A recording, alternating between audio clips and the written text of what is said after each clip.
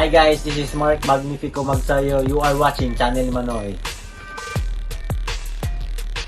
Magandang araw mga pre, mayong adlaw pod sa mga Bisaya diha.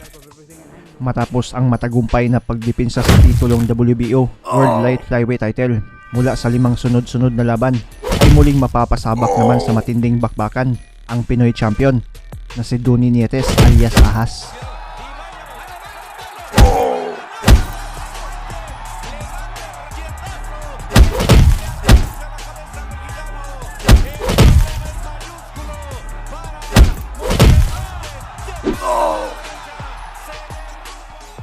Isang maangas na Meksikano na naman ang dadayo sa Pinas at susubok na tanggalan ng titulo si Ahas. Ang Meksikano ay si Gilberto Parra. March 28, 2015 ang kanilang laban na ginanap sa Araneta Coliseum. Bago ang araw ng laban, sa press con pa lang ay sinabi na nitong Meksikanong si Parra na bagamat hanga siya kay Nietes dahil sa magaling na champion at ilang Meksikano na din ang dinurog nito, ay sinabi din niya na ang lahat ay may katapusan at ang katapusan daw ng paghahari-harian ni Nietes sa dibisyon ay mangyayari sa gabi ng kanilang laban. Reresbakan daw niya ang kaniyang mga Meksikanong kababayan na dinurog at tinalo ng Pinoy. Kilalang knockout artist din itong si Parra. Sa katunayan, sa huling 3 laban niya ay pinanalo niya via TKO at sinisiguro daw niya na ang 7 taong paghari-harian ni Nietes sa dibisyon ay tatapusin niya. Sa gabi ng laban, bit-bit ng Mexican challenger na si Gilberto Parra ang record na 19 wins, 17 dito via knockout at may 2 talo. 22 pa lang ang edad, habang 34 wins, 20 via knockout, 1 talo at 4 na draw naman si Nietes, 32 ang edad. Pero kahit mas matanda si Nietes ng 10 taon sa dayong Meksikano, ay tila kabaliktaran ang ipinakitang performance sa laban.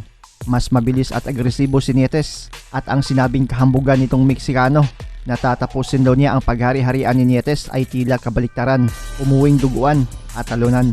Sabay nating balikan ang laban ni Donnie Ahas Nietes kontra Gilberto Parra ng Mexico. Ating tignan kung paano dinurog ng ating kababayan ang hambog na dayong Meksikan.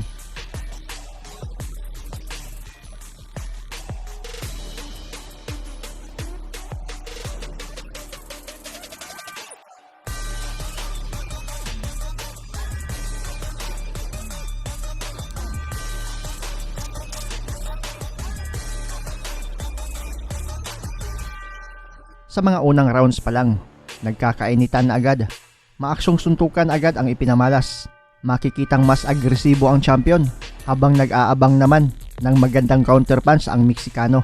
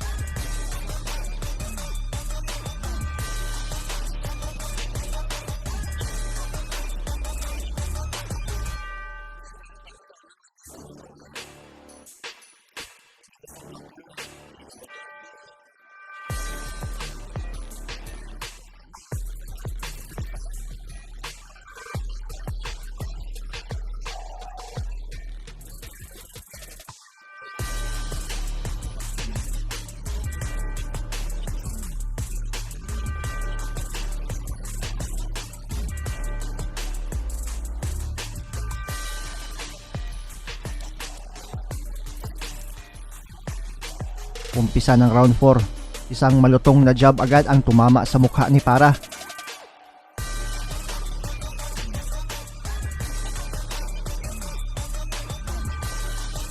Na nagpaatras sa kanya. Dito na din mas naging maaksyon ng laban. Pinipressure na ni Nietes itong dayong Meksikano.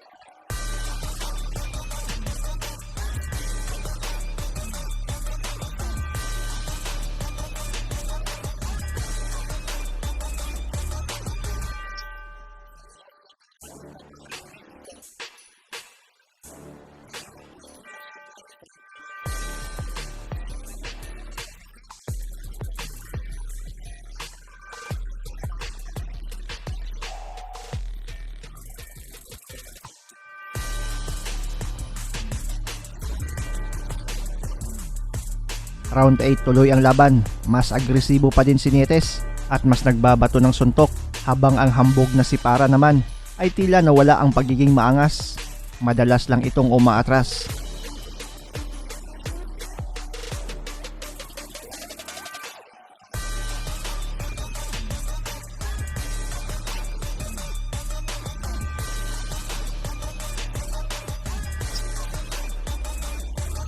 At sa huling segundo ng round 8, nahuli ng 1-2 na kombinasyon ang maangas na Meksikano at bagsak ito.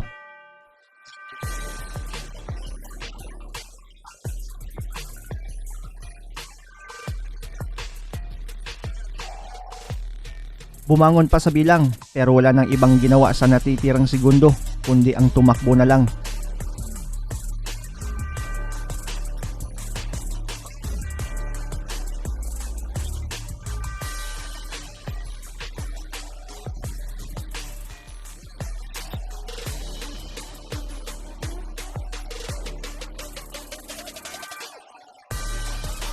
Tuloy ang laban sa round 9. Ilang beses pang natatamaan ng solido ang Meksikano at naaalog.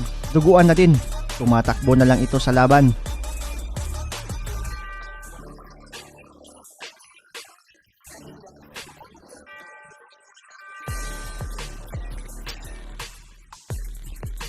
Tila isang halimaw na si Nietes. Gusto nang lapain ng buhay itong si Para.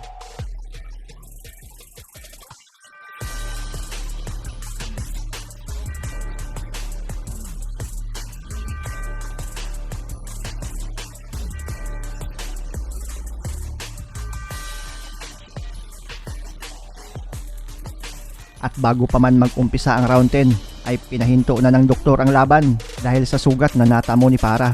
Panalo si Donias Nietes at nadipinsahan ang titulo. Di kinaya ng Meksikanong maangas ang kamandag ni Ahas.